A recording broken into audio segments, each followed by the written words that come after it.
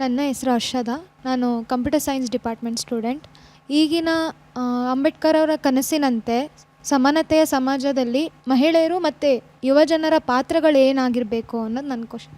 ಈ ಮುಂದಿನ ದೇಶದ ಭವಿಷ್ಯ ಚೆನ್ನಾಗಿರಬೇಕು ಅಂದರೆ ನಮಗೆ ಪ್ರಜ್ಞಾವಂತ, ವಿವೇಕಶಾಲಿ ಆಲೋಚನೆ ಮಾಡುವಂತಹ ಯುವಜನರು ಬೇಕು.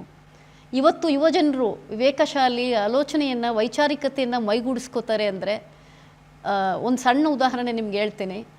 ಮೈಸೂರಲ್ಲಿ ಆಡಳಿತ ತರಬೇತಿ ಸಂಸ್ಥೆಯಲ್ಲಿ ನಾನು ತರಬೇತಿ ಮುಖ್ಯಸ್ಥಳಾಗಿದ್ದೆ. IAS ಅವರಿಂದ IPS ಇಂದ ಹಿಡಿದು ಎಲ್ಲ KAS ಆಫೀಸರ್ಗಳು, ಎಲ್ಲ ಕೇಡರ್ ಆಫೀಸರ್ಸು ಟ್ರೈನಿಂಗ್ ಬರ್ತಿದ್ರು. ಆ ಟ್ರೈನಿಂಗಲ್ಲಿ ಸೋಷಿಯಲ್ ಜಸ್ಟಿಸ್ ಅನ್ನೋ ಒಂದು ಸಬ್ಜೆಕ್ಟ್ ಬಗ್ಗೆ ನಾನು ಕ್ಲಾಸ್ ತೊಗೊಳ್ತಾ ಇದ್ದೆ. ಎಷ್ಟೋ ಜನರಿಗೆ ಕಾನ್ಸ್ಟಿಟ್ಯೂಷನ್ ಪೂರ್ತಿ ಓದಿದ್ದೀರಾ ಅಂದರೆ ಕಾಂಪಿಟೇಟಿವ್ ಎಕ್ಸಾಮ್ಸ್ ಬಿಟ್ಟರೆ ಅವರು ಪೂರ್ತಿ ಓದಿರಲ್ಲ.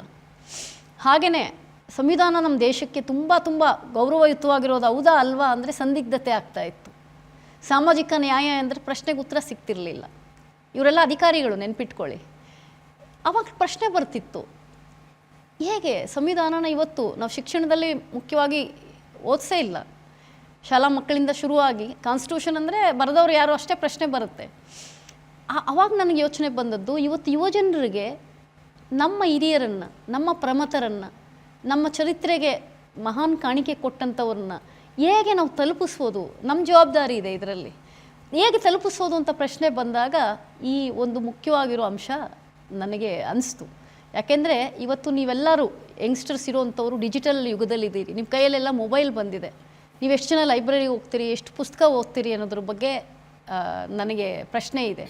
ಹಾಗಾಗಿ ನಿಮ್ಮಂಥ ಯುವಜನರಿಗೆ ಬಾಬಾ ಸಾಹೇಬರು ಏನು ಈ ದೇಶಕ್ಕೆ ಒಂದು ಅಡಿಪಾಯನ ಹಾಕಿ ಕೊಟ್ಟಿದ್ದಾರೆ, ಈ ದೇಶದ ಪ್ರಜಾಪ್ರಭುತ್ವವನ್ನು ರಕ್ಷಿಸಲಿಕ್ಕೆ, ಈ ದೇಶದ ಸಮಸ್ತ ಸಮುದಾಯಗಳ ಒಳಿತನ್ನು ಸಾಧಿಸಲಿಕ್ಕೆ ಅವ್ರು ಏನೇನು ಆಶಯಗಳನ್ನ ಈಡೇರಿಸಿ ಹೋಗಿದ್ದಾರೆ ಅದನ್ನು ಮುಂದುವರಿಸೋದಕ್ಕೆ, ಮುಂದಿನ ಜನಾಂಗಕ್ಕೆ ತಲುಪಿಸೋದಕ್ಕೆ ನಾವೇನೇನು ಕಾಯಕಲ್ಪನ ಕಟ್ಟಿದ್ದೀವಿ ಅನ್ನೋದು ತಗೊಂಡಾಗ ನಿಮ್ಮ ಮುಂದೆ ಇರೋಂಥದ್ದೇನು ಅಂದರೆ, ನೀವು ಗಂಭೀರವಾಗಿ ಬಾಬಾ ಸಾಹೇಬರನ್ನು ಓದಬೇಕು, ಅರ್ಥ ಮಾಡ್ಕೋಬೇಕು.